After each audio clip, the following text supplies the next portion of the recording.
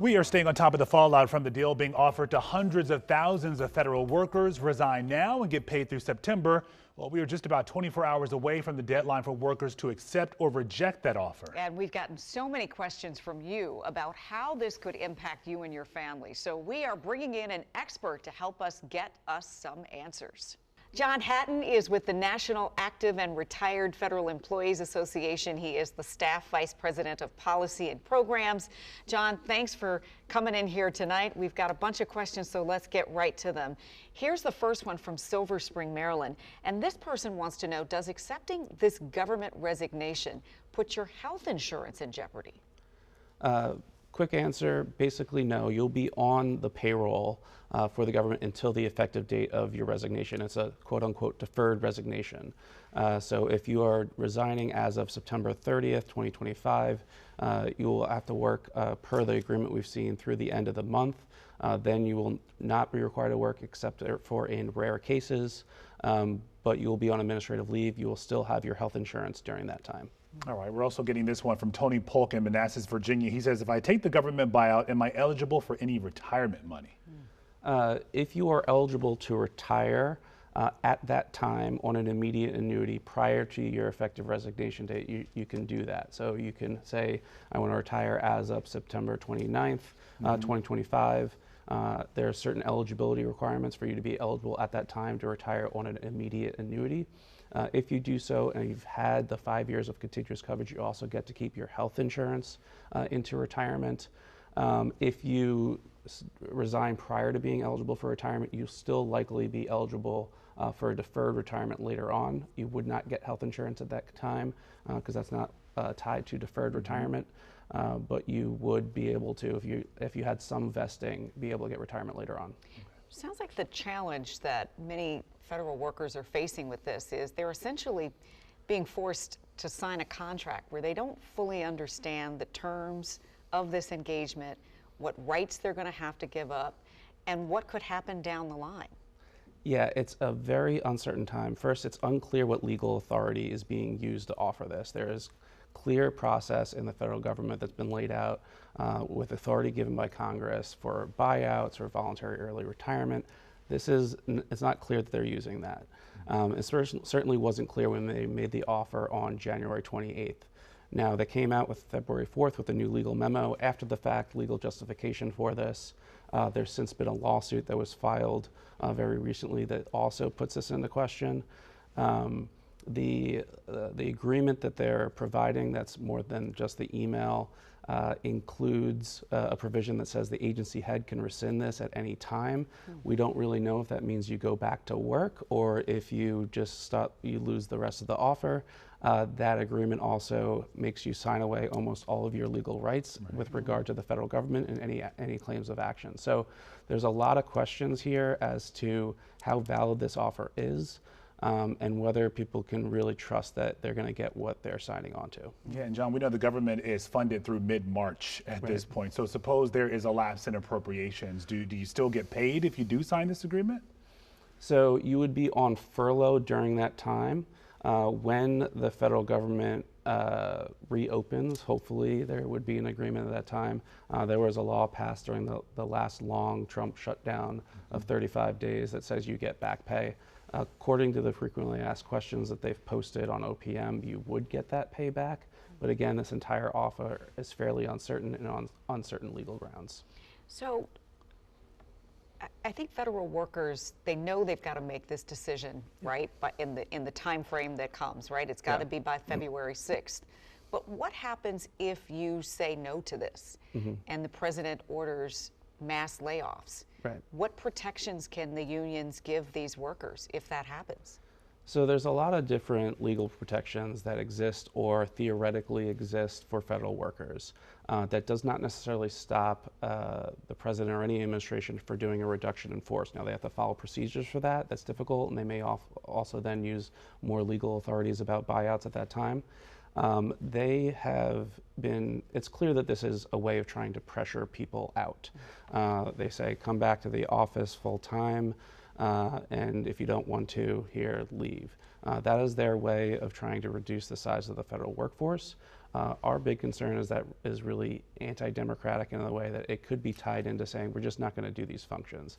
And that's going to result in the executive branch rather than Congress deciding what things the government should do, not just how they do it.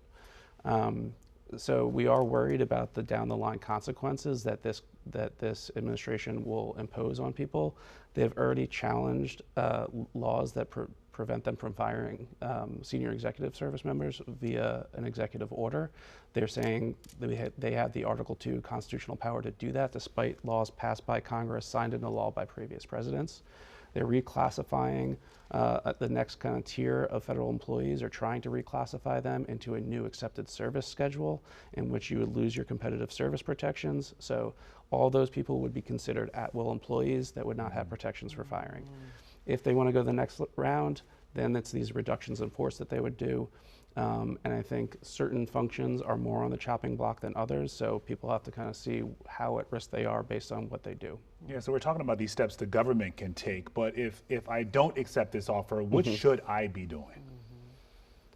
Keep on showing up to work, keep on doing your job on behalf of the American people. The American people still need that work done because this administration may not value you as you should be. I think the American people still value what you do. So you should still be doing the job that you are being paid to do. Still come to work, still do the job that you've been paying to do, but this has got to be impacting the morale of a lot of folks, and many may be trying to seek other kinds of employment because of this uncertainty. What do you say to them? I can't tell them not to do that. Certainly our message to public servants across the country is that we value your public service. We recognize that. We hope that more Americans recognize that and see this as an action that is detrimental to our government and to our nation. Yeah. What are you hearing from folks right now? What is their biggest concern? They're confused. They're uncertain and unsettled. Because there is a lot of uncertainty regarding what is going on with this offer. Can I really trust it? And then if they decide maybe I can't trust it, or maybe I can, they're worried about what happens to them next after this. So are they going to keep their jobs even if they say no to the offer or not? Certainly the administration is indicating that they may not. Doesn't mean they will be able to go down that line and get rid of every single person they want to, because they need to carry out the missions directed by Congress. We're talking about whether folks can provide for their families. In some cases, there may be one federal worker, there might be two federal workers in the household. And some of them may be looking at this and going, okay, well, if I take this deal, can I get another job in the interim? Right. What is your advice, or what are you telling members about that? I think that's an individual decision, depending on what career prospects that person has. Some of the people who have been coming to us are ones that are potentially in that retirement eligible category. So we've been urging caution about this offer. Some people are telling people not to take it. I understand where they're coming from. I think for every individual facing this, they have to look at what's good for themselves, their family, their country as well, and kind of combine all those things while trying to weigh these uncertainties about the validity of the offer, whether their job will be there if they don't take it.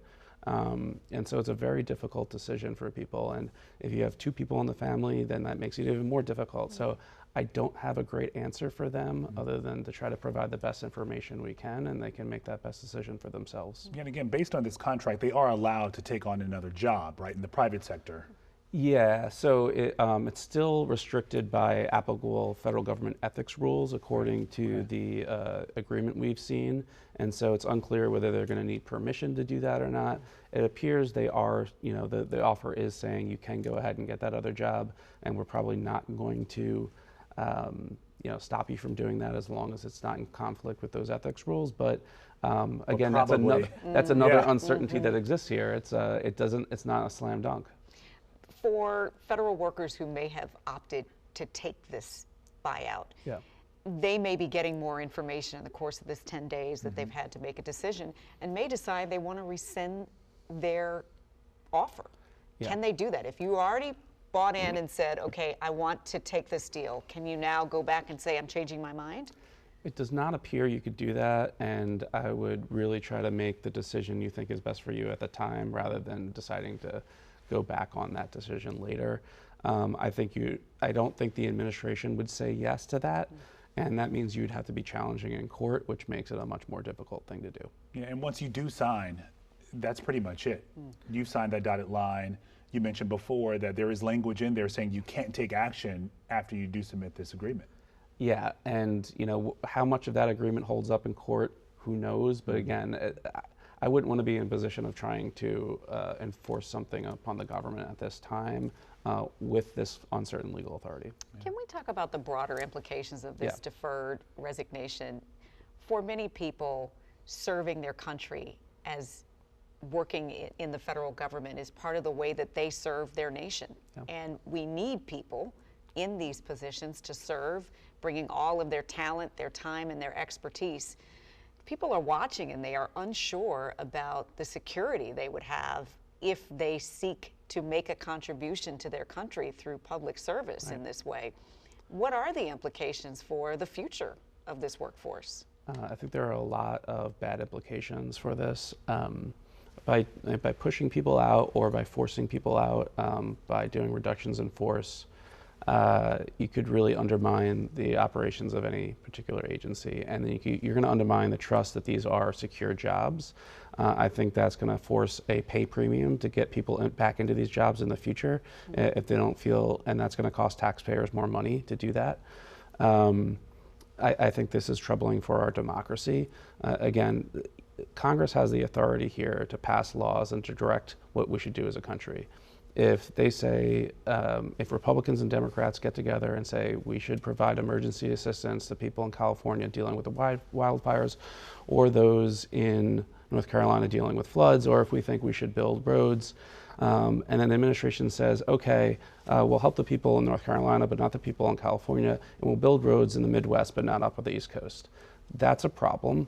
That's not how our democracy is supposed to work. And by deciding that we're not going to have staff and agencies to do the jobs and then not spend the money that Congress says you should spend on things, that's putting the power to make those decisions that are properly with Congress and giving it to the executive branch. That should be bad no matter who the president is. And so I think that's what the most troubling thing about this policy and a few of the other policies that have been pursued here. Yeah, John, would you say the damage is already done when it comes to this? I mean, you have Democrats fighting this as well, some of the unions trying to fight it in court. You may have some people who accept this offer, then you have a shortage of workers, but then the people who do stay on the job, I mean, talk about morale, wondering if you're going to be cut and when. Right. I think there is damage already done. I don't think we're at the point of irreparable damage. I think, I hope that some of this will be pulled back, some of this will be stopped. I hope that not too many people take this offer. Again, I think every individual has to make their best decision, but it'll be good for the country if less people take this offer. So I hope people can get through this time, but we will have to see what happens. And I agree, the morale has got to be absolutely terrible. What can Congress do at this point to help people right now trying to make this decision? Well, some members of Congress are standing up and raising opposition to this. It would be better if the entire Congress was saying things against this. That's not the case right now. There's not action being taken on the legislative front to say to stop and block these executive orders and to question the legal authority here provided. So I think Congress could be doing more to put pressure on the administration. I think there are cases where the administration is ignoring laws of Congress right now and saying we're going to fight this in the courts because we have the constitutional authority. Probably more difficult for Congress to do something there, but there are certainly cases here where they could come in. They have a lot of power still, and if they asserted their authority and then the administration says no, then they have more tools in their tool belt. So, but you need the majority in Congress to say something, not just a minority. All right, John, if someone's watching right now and, we have hours to go before the deadline here, they're still on the fence, maybe 50-50, what are your words to them? Good luck. I think really, if there's any more time, wait till the last minute is what we've been telling people, because you can get all the information. Weigh all the risks, weigh the risks of the uncertainty of the offer, weigh the risk of what might happen after the offer, weigh your career prospects, weigh your financial considerations with regard to retirement or planning and career, weigh the considerations for your family. There's a lot to put to consider. I don't think there's any one individual answer that's right. And so I wish I had something better to say than good luck with it. We're trying to help people out, but don't make the best decision, and hopefully you can live with that. Yeah. John Hatton with the National Active and Retired Federal Employees Association, we thank you for your time and your expertise. We hope it helps some of the federal workers out there making a really difficult decision. Yeah. Well, thank you very much. I appreciate it.